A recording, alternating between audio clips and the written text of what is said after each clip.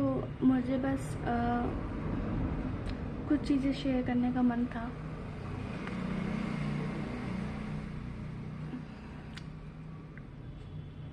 मैं कुछ प्रिपेयर नहीं करा है, तो जो मन में आ रहा है बोल रही हूँ। सो बेसिकली कभी कभी आपकी लाइफ में कुछ लोग होते हैं जो कि बहुत ज़्यादा इम्पोर्टेंट होते हैं, एंड कभी कुछ चीज़ें होती हैं जो आप इमेजिन नहीं करते, फिर वो हो जाती हैं।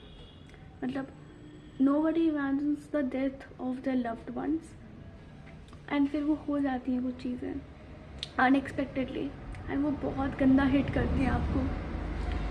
सो बैक स्टोरी के according I am short of a person जो बिना डाउटली कह सकती है कि मेरे लिए मेरे पेरेंट्स से पहले मेरे ग्रैंड पेरेंट आते हैं, मेरे नाना और नानी specially. When I was born in a very abusive and toxic family, and उतना एक्सेप्टेंस नहीं था मेरे लिए, ना उतना प्यार भी नहीं था। And my Nana ji and नानी जी, they have been a shield for me for the past 17 years. साबुन, शैम्पू, कपड़े, जूते, खिलौने, नेल कटर, कंघी, ऑयल, लोशन, सब कुछ। ऐसी कोई चीज़ नहीं है जो वो मेरे लिए नहीं लाए होंगे। सब कुछ। एक इंसान एक एक्सटेंट तक प्यार कर सकता है, उनके पास वो लिमिट ही नहीं थी प्यार करने की। And they have other grand children also, but मैं बहुत ज़्यादा उनसे कनेक्टेड थी। मेरा और उनका कनेक्शन अलग था, और ग्रैंड चिल्ड्रन और जो उनके पोता पोती जो भी हैं उतना नहीं था उनको। मतलब मैं ही फेवरेट थी सबसे ज़्यादा। हम जब दिल्ली में रहते थे, वो मेरठ से कार चला के आते थे जस्ट बिकॉज मुझे बिठा के मालिश करेंगे। जब मैं छोटी थी, इतनी दूर से कार चला के आते थे हर हफ्ते मेरी मालिश करने के लिए। सारे खिलौने, इतने सारे ड्रेसेस, मेरे बचपन से आज तक मैक्सिमम 90% ड्रेसेस उनसे ही आई हैं। एंड मुझे बचपन में पिंक बहुत पसंद था, लेकिन नाना जी को पिंक और रेड का डिफरेंस नहीं पता था। So he always use to bring red, and फिर मैं कहती थी कि नहीं, ये तो रेड है, मुझे तो पिंक चाहिए। एंड माई नानू then started learning the difference between red and pink, and उसके बाद उन्होंने वो डिफरेंस समझा, एंड उसके बाद फिर वो कभी रेड नहीं लेके आए। आज मैं 17 साल की हूँ। I don't like pink any more. मुझे पिंक में उतना इंटरेस्ट नहीं होता, but still he brings all the things pink. सब कुछ पिंक लेके आते हैं। तौलिया भी, अभी भी मेरे लिए हैंड टॉवल्स एंड टॉवल्स लेके आते हैं पिंक कलर के, and I accept them because it is short of communication for us. And मेरे बचपन में एक बहुत आदत थी, कॉइन्स एंड जो सुंदर सुंदर रुपीज़ के नोट्स होते हैं उनको बचा के रखना। I love it, I love doing that. And 10 साल पहले जब मैं 7 साल की थी, हमारी तब से एक डील बनी हुई थी कि नाना जी एक झोले में गोल्डन कलर के जितने पॉसिबल कॉइन्स होंगे, मतलब कॉइन्स नहीं, 5-10 रुपये के, जितने से ज़्यादा गोल्डन कॉइन्स होंगे सारे वो एक पाउच में रखते थे। एंड जब भी वो मुझसे मिलते थे वो मुझे पूरा पाउच देते थे, कहते थे राशि ये लेते थे गोल्डन सिक्के, तू छाट ले, जो सुंदर है वो अपने पास रख ले। मुझे अब सिक्के पसंद नहीं है, मुझे अब नोट भी पसंद नहीं है, मुझे कोई इंटरेस्ट नहीं रहा उन सब चीज़ों में। बट मैं आज 17 साल की हूँ, आज भी उसी थैले में वो उतने ही नोट रखते हैं, उतने ही सिक्के रखते हैं, एंड वो लेके आते हैं हर बार। एंड मैं अभी भी उनको खुशी खुशी लेती थी। मैंने कहा वाह, सिक्के आ गए नए नए गोल्डन कलर के, एंड मैं उसको रखती थी। मैंने कभी एक्सपेक्ट भी नहीं किया था कि ऐसा कुछ होगा, कि मतलब मुझे पता था कि डेथ इज़ अ समथिंग जो होती है, सबको होनी है, बट व्हेन इट अकर्स अचानक से ना, nothing feels okay. I remember जब मैंने लास्ट वीडियो डाली थी कि he was an ICU, and on 12th of जून को हमें कॉल आता है कि वो हॉस्पिटल से घर आ चुके हैं। एंड यू नो 85 की एज में ICU से वापस घर आना is a very big achievement. नहीं कर पाते लोग, यंग से यंग लोग भी ICU से नहीं निकल पाते हैं, घर नहीं आ पाते हैं। He did it. उनका खुद का माइंड सेट इतना स्ट्रॉन्ग था ना, इतने ज़्यादा थे कि हाँ मैं बाहर आऊँगा तो मैं तुझे यहाँ घुमा। मैं आईसीयू में उनको मिलने जाती थी, मुझसे कहते थे कि तेरी तबीयत सही नहीं है, तेरे एक्ने हो रहा है। मुझसे कहते थे कि अभी बस तू 12th कर ले, फिर उसके बाद हम घूमने जाएंगे, हम पहाड़ों में जाएंगे, जहाँ तुझे पसंद है हम वहाँ जाएंगे। और मुझे आईसीयू में बताते थे कि मेरी कबर्ड खोलियो, मेरी कबर्ड के अंदर तीसरी वाली रो में वो झोला रखा है, उसमें से सिक्के निकाल लियो। उनकी मेमोरी बहुत शार्प थी। एंड प्लस मेरी जितनी क्वालिटीज़ है ना, वो मेरे सारा नाना नानी से आया है। मतलब एक वो होता है ऑर्गेनाइजेशन। मेरे नाना जी को ऐसा अलमारी है तो उनको ये याद है कि इस अलमारी की इस खाने में क्या रखा है। सब कुछ ऑर्गेनाइज है। स्टेपलर है तो स्टेपलर एक जगह, कैंची है तो कैंची एक जगह, स्टेपलर पिन एक जगह। ये सारा ऑर्गेनाइज रहना बहुत ज़्यादा उनके लिए। कपड़े बिल्कुल प्रॉपर होने चाहिए, बुक्स प्रॉपर होनी चाहिए। सेम मेरी क्वालिटीज़ हैं। मेरी अलमारी थोड़ी बिगड़ती है ना, तुरंत सेट करने लगती है उसको। मुझे भी ऑर्गेनाइज देखना चीज़ें पसंद है। कपड़े एक जगह, स्टेपलर एक जगह, मेरी हर एक चीज़ एक पॉइंट पे सेम जगह पे मिलेगी। तो मेरी सारी क्वालिटीज़ उनसे ही है।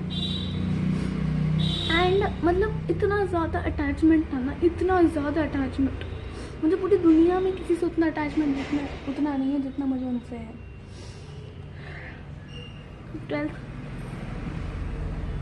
12th को कॉल आता है कि घर आ चुके हैं।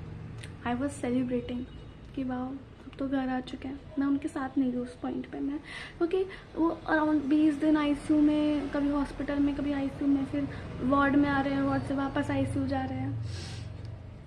So things are a bit messy. तो मैं पूरे टाइम तो वहाँ नहीं रह सकती। बस वो मुझसे कहते थे कि वापस जा और वापस जाके पढ़ाई कर। नानी भी कहती थी। सो गई मैं वापस पढ़ने। 12 जून का I was so happy, I was celebrating. तो सब सही हो जाएगा, अब तो वापस आ जाएंगे। तो दिक्कत पता है क्या हुई, जब वो बीमार कैसे पड़े। उनको ना सालों हो जाते थे कि बुखार नहीं आता था। इतने हेल्दी थे वो, बिल्कुल सात्विक भोजन खाते थे। 6 बजे खा लें 1 रोटी बस, आम दूध बस, कुछ चाट, कुछ मीठा खट्टा, कुछ भी नहीं, बिल्कुल सात्विक भोजन। तो हुआ कैसे भी वो बीमार। तो बेसिकली वो थोड़े से डाउन चल रहे थे। एंड वो खुद ही मतलब कभी भी बीमार नहीं पड़ते थे। उन्हें बीमार पड़ने की आदत ही नहीं थी। तो जब वो मेरी दीदी के साथ ट्रिप से जयपुर से वापस आए थे तो ही वॉज फाइन, बट उनको एक थोड़ा सा बुखार आ गया। तो जब आपकी हेल्थ ख़राब होती है, व्हाट डू एक्सपेक्ट, बॉडी क्या एक्सपेक्ट करती है कि आप रेस्ट करोगे। उनको थर्मामीटर उन्होंने जो लिया हुआ था उस पर गलत टेम्परेचर आता था थर्मामीटर पे। सो थर्मामीटर टेम्परेचर नहीं दिखा रहा है, बुखार ही नहीं आ रहा है, दिख नहीं रहा है उनको बुखार। वो बुखार में स्कूटी लेके घूम रहे हैं। एक तो उनकी बहुत आदत थी भाई घूमने की, उन्हें घूमना बहुत पसंद है। स्कूटी लेके जो घूम रहे हैं, कार लेके घूम रहे हो। आप 85 की एज में तुम दिल्ली से मेरे ड्राइव करके जा रहे हो। क्यों भाई, यंग लोग भी नहीं करते हैं, क्यों करना है। नहीं मानते, कहते मज़ा आती है ज़िंदगी ये जीने। तो दोपहर भर की स्कूटी, दोपहर में बिल्कुल गर्मी में स्कूटी लेके घूम रहे हैं, सामान खरीद रहे हैं, जो मिल जाए नया खरीद लें, जो जहाँ जा रहे हैं मेरे लिए कुछ ना कुछ खरीद के लेके आ रहे हैं। वो यहाँ पे भी आते थे ना मेरे घर पे, 2-3 बैग भर के सामान आता था। हर बार कपड़े, हर बार चीज़ें नई मिल रही हैं, हर बार नए गिफ्ट मिल रहे हैं, खाने के आइटम। भाई 5-6 तो मिठाइयों के डब्बे लेके आ रहे हैं अलग अलग। क्यों करना था इतना उनको। एक हफ्ते बुखार में, समझ सकते हो, बिल्कुल टॉप बुखार में बिल्कुल घूम रहे हो स्कूटी पे। बुखार इतना ज़्यादा बढ़ चुका, प्लस उन हार्ट के भी पेशेंट। तो ये बात मुझे पता नहीं थी कि वो हार्ट के पेशेंट है। मेरे पूरे ख़ानदान वालों ने मुझसे छुपा के रखा था ये बात कि वो हार्ट के पेशेंट है। सो पहले तो मैंने बताया था कि वो आईसीयू में चले गए। एंड आईसीयू में भाई एक बार इंसान जाता है ना तो डॉक्टर से सही हो रहा है, ठीक हो रहा है, सही हो रहा है, ठीक हो रहा है, दवाइयाँ 15-20 एलोपैथिक दवाइयों की गोली खा रहे हैं, बहुत कमज़ोर हो गए, बहुत ज़्यादा कमज़ोर, चल नहीं पा रहे हैं, उठ नहीं पा रहे हैं। हम बस ये कहते थे कि आप एक बार घर आ जाओ, हम आपको जूस पिला के, हम आपको सब कुछ करके बिल्कुल सही कर देंगे। हम ये कहते थे कि आप घर आ जाओ। वो 12 तारीख को घर आए। 13 तारीख को मेरी मम्मी 1 हफ्ते के लिए उनके पास जाने वाली थी रहने के लिए। मैं यहाँ पे रहती पढ़ाई की वजह से। मेरी तो नानी ने मुझे कहते थे कि अगर तू अब आई तो मैं तुझे मारूंगी, आने की ज़रूरत नहीं है, सब ठीक हो जाएगा। 13 तारीख को जब मैं सुबह उठी तो कॉल आता है कि राशि को लेकर जल्दी से आ जाओ, क्योंकि पता नहीं कि तुम उनको देख पाओ या ना देख पाओ। ये सुनने के बाद और क्या बचा था मेरे लिए? कुछ नहीं, बस एक होप थी कि भाई जल्दी से वहाँ पहुँचना है, एंड कुछ भी हो जाए, बुरा से बुरा, मैं बस उनको एक बार देख लूँ। हमें बस में बैठे, हम लोग 3 घंटे की बस की जर्नी थी। बस के बीच में मम्मी बहुत तेज रोने लगी। मैं पूछ रही हूँ क्या हुआ, कहते कुछ नहीं। मैं मम्मी रो रही है तो उनको देख के मैं भी रो रही हूँ। एंड मैं ऐसी हालत में थी कि मैं मुंह के अंदर हैंकी डाल के रो रही थी, इतनी तेज़ कि आवाज़ ना चली जाए बस में। फिर मम्मी कहती हैं, मम्मी और रोई जा रही हैं। मैंने कहा बताओ तो क्या हुआ? तो कहती हैं कि he is taking his last breath. मेरे को समझ नहीं आ रहा है। मैंने कहा कैसे हो सकता है? कल ही तो हॉस्पिटल से ठीक ठाक आई हो, बिल्कुल प्रॉपर। घर पे हमने आईसीयू की सेटिंग करवाई है, नर्स रखा है, सब कुछ रखा है, ऑक्सीजन सिलेंडर भी है, तो क्या दिक्कत हो सकती है? मैं रो रही हूँ, मैं पागल हो रही हूँ। मेरे बगल के लोग मुझे चुप कराने की कोशिश कर रहे हैं, सब लोग मुझे घूर रहे हैं, मुझे कोई फ़र्क नहीं पड़ता। वो देर बाद मम्मी फिर रो रही है बहुत तेज। मैंने कहा क्या हुआ? कहती ही इज़ नो मोर। जब मम्मी ने ये बोला तो मैं चुप हो गई, मैं रोई नहीं। मैंने कहा कि नहीं, आप झूठ कह रही हो। जब मेरे नाना जी अभी जयपुर घूमने गए थे ना, वो मेरे लिए कपड़े तो लेके ही आते हैं, वो कपड़े लेके आए थे। मैंने वो कुर्ती पहनी हुई थी कि अगर वो जा रहे होंगे तो मैं उनको लास्ट बार देखूंगी तो मैं ये दिखाऊंगी कि देखो आपकी ड्रेस मैंने पहनी है, मैंने कुर्ती पहनी है, देखो यहाँ पे। तो वो जब उन्होंने बोला कि ही इज़ नो मोर, मैं रोई नहीं। मैंने कहा तुम झूठ कह रही हो, ऐसा हो नहीं सकता, क्योंकि वो मुझे बिना देखे जाएंगे नहीं। मैं अलग सीट पे बैठ गई बस की, एंड मैंने 2 घंटे सूखे पेट, खाली पेट, गला कुछ सूख रहा है, कुछ फ़र्क नहीं पड़ता, 2 घंटे बस पूजा करी बैठ के बस में। मैं लगातार मंत्र बोल जा रही हूँ, मैं रो नहीं रही, मैं बस मंत्र बोल रही हूँ। And I have it in my mind कि मैं भी पहुँचूँगी घर तो वो बैठे होंगे वहाँ पे, अच्छे खासे बैठे होंगे। बस से उतरे, कार आई हमारे लिए, भैया हमें लेने आए एक। एंड मुझे पता था ये लोग कार में बैठ के वही बातें शुरू कर देंगे, इसलिए मैंने अपना कान बंद कर लिया था प्रॉपर इस तरीके से टाइटली, कि जब तक मैं वहाँ तक पहुँचूंगी नहीं, जब तक मैं अपनी आँखों से नहीं देखूंगी ना, तब तक मैं कुछ बिलीव नहीं करूँगी। उन्होंने पार्किंग में कार रखी, मैं पार्किंग से तक घर तक इतनी तेज़ दौड़ी हूँ, मैं आज तक ज़िंदगी में कभी उतनी तेज़ नहीं दौड़ी होंगी। मैं तेज़ दौड़ी, मैं दौड़ के गई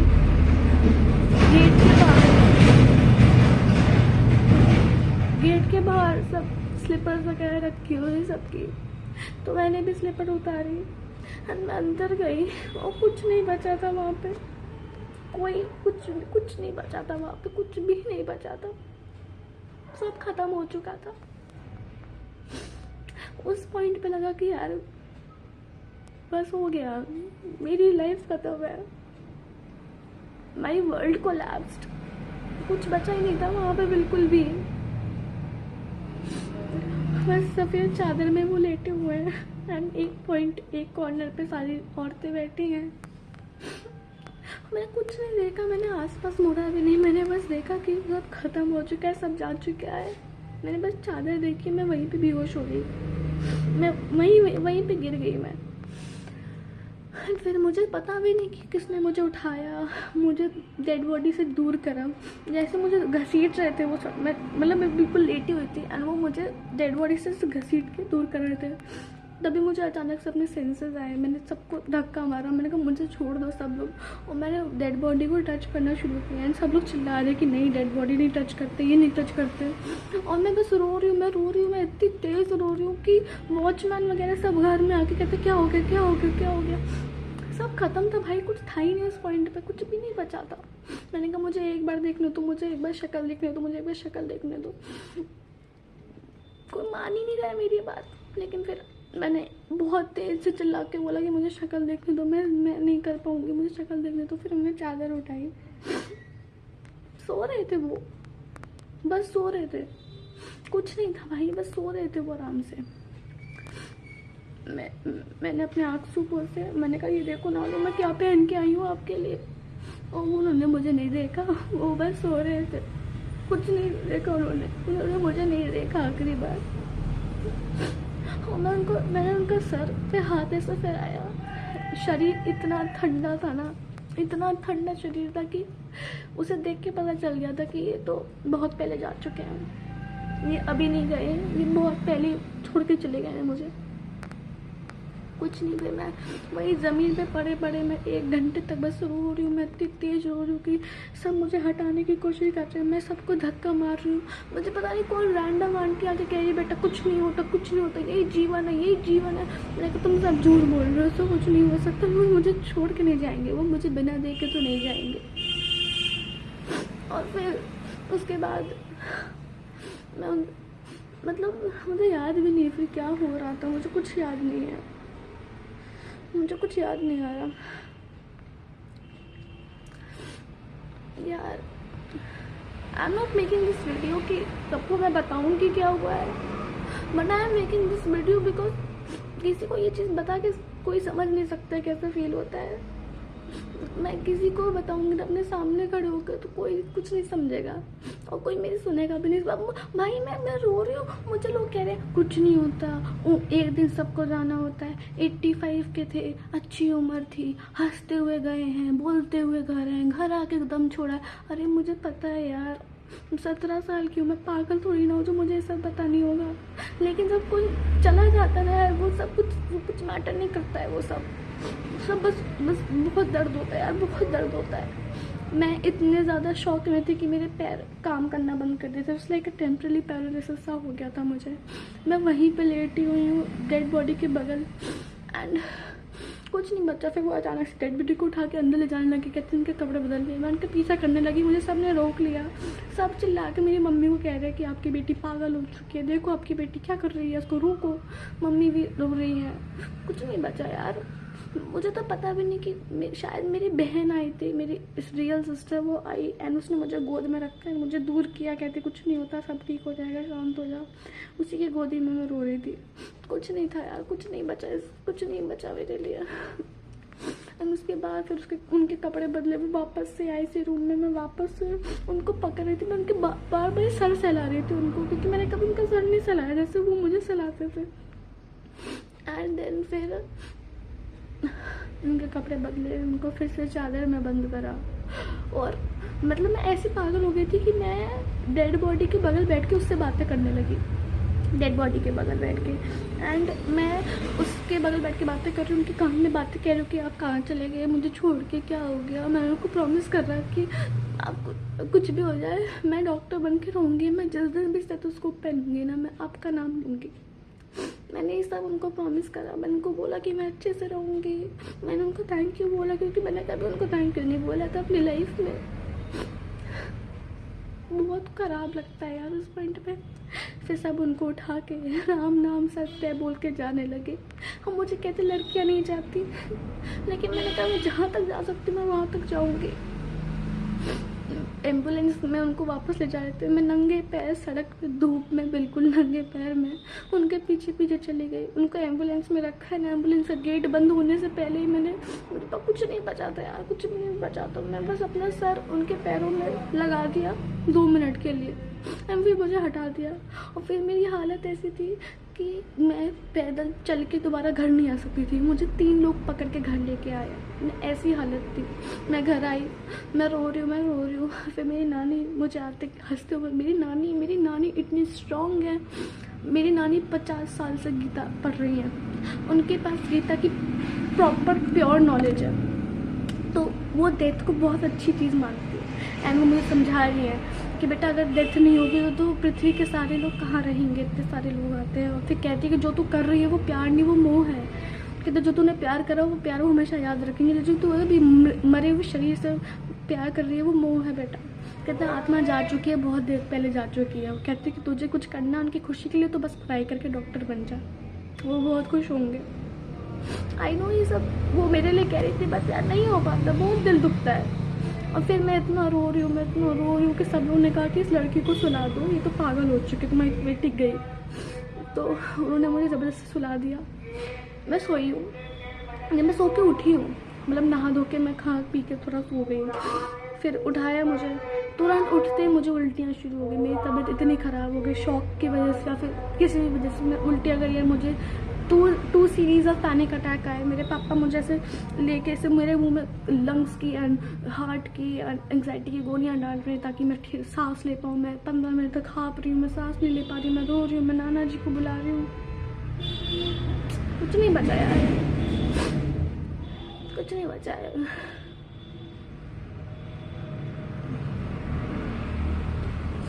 वो दिन तो पता नहीं कैसे निकला मेरा।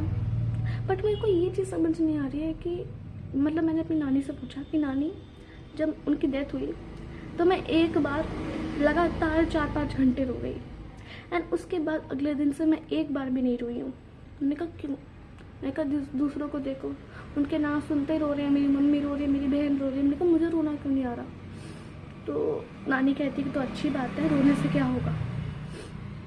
मुझे भी समझ नहीं आ रहा कि अच्छी चीज़ है कि गलत चीज़ है। मुझे कुछ समझ नहीं आ रहा कि मैं अब रो क्यों नहीं पा रही हूँ अच्छे से, जैसे मैं उस दिन रोई थी। बट सब लोग कह रहे हैं कि तू इसलिए नहीं रो रही कि तूने एक्सेप्ट कर लिया है। मैंने नहीं एक्सेप्ट करा है। मैं अगले 5-6 दिन तक एक्सेप्ट नहीं कर पाई। मैं अभी तक एक्सेप्ट नहीं कर पाई हूँ। क्या करें, क्या 6 दिन हो गए नहीं एक्सेप्ट हो रहा मुझसे। मुझे लग रहा है कि मैं वापस जाऊँगी उनके 13वीं में, गेट खोलूँगी, वो बैठे मिलेंगे मुझे हर बार की तरह। आएंगे सिक्के का झोला लेके, कहते राशि तेरे सिक्के आ गए। उनकी डेथ के अगले दिन जब मैंने दरवाज़ा खोला, उनके रूम में गई, कबर्ड खोला मैंने, वहीं पे वो झोली थी ग्रीन कलर की। 10 साल से उसमें सिक्के रख रहे थे। इस बार मैंने झोली उठाई, वो झोली इतनी भारी थी, उसमें से दुनिया भर के सिक्के थे। जैसे उन्हें पता था कि वो अब चले जाएंगे, उन्होंने दुनिया भर के सिक्के रखे हुए थे। इस बार झोली के बगल एक और पैकेट था, उसके अंदर डॉलर निकले, डॉलर के सिक्के निकले एंड एक और वॉलेट था पुराना एंड उसके अंदर नेपाली और नोट और अमेरिकन डॉलर के नोट निकले, क्योंकि मुझे करेंसी का बहुत शौक था। वो तो ये सब ऐसे रख के गए जैसे उन्हें पता था कि वो चले जाएंगे मुझे छोड़ के। मुझे बस ये रिग्रेट है कि मैं आखिरी मोमेंट पे नहीं थी उनके साथ, आखिरी बार नहीं देख पाई। सब खत्म है लाइफ में, नहीं हो रही मुझसे पढ़ाई, अब मुझसे कुछ भी नहीं हो रहा है। मुझे वापस जाना है उनके पास, लेकिन कुछ नहीं हो सकता। पता है, मैं अभी भी पूछती हूँ सर में चले गए क्या, नहीं मिलेंगे क्या दोबारा, कभी नहीं मिलेंगे क्या, मैं ये पूछती हूँ लोगों से, लेकिन कुछ नहीं होता। पता है उनकी अलमारी से मतलब इतने ऑर्गेनाइज रहते हैं कि 2007 तक की जो बैंक की फीस बुक्स होती हैं वो सारी मिली एंड मेरे नाम पे बाप रे, उन्होंने मेरे नाम पे कितने सारे बैंक अकाउंट खोल के अपनी पेंशन से सेविंग कर रखी है। मुझे उतना पता नहीं, लेकिन मम्मी कह रही तेरे नाम पे बहुत पॉलिसीज़ है, बहुत बैंक अकाउंट्स है, बहुत पैसे तेरे नाम पे उन्होंने रखे हुए हैं। तो मुझे एक फीस बुक मिली मेरे नाम पे, वो PPF होता है। PPF में 90,000 रुपये उन्होंने 2 साल में कलेक्ट करके रखे हुए थे अपनी पेंशन से। चले गए यार वो, लेकिन मेरे लिए इतना सारा छोड़ के गए ना, इतना सारा, इतना सामान। मैं एंड पॉइंट पे मैं जो सामान ले पाई थी मैं सब ले रही थी। मैं उनके कपड़े लेके आई हूँ, उनकी घड़ी लेके आई हूँ, उनके सिक्के लेके आई, मैं सब लेके आई। अभी 13वीं पे मैं लास्ट डे उनके घर जाऊँगी, क्योंकि अब नानी भी अकेली नहीं रह सकती, तो नानी को भी मामा जी अपने साथ ले जाएंगे बहुत दूर, तो मैं नानी से भी नहीं मिल सकती। कुछ नहीं बचा है लाइफ में, मुझे पता भी नहीं मुझे उसके आगे क्या करना है, मुझे कुछ नहीं पता। बट नहीं पता मुझे कुछ। I miss him a lot. काश मैं उनको बोल पाती कि मैं उनसे बहुत प्यार करती हूँ। मैंने ये भी नहीं बोला होगा शायद कभी, बट उन्हें पता था।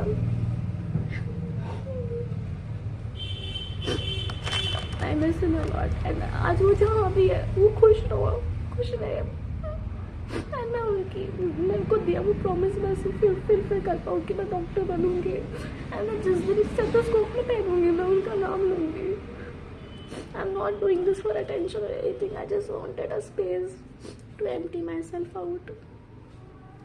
सो थैंक यू, अगर किसी ने सुना होगा तो thank you. I miss you. ठीक है।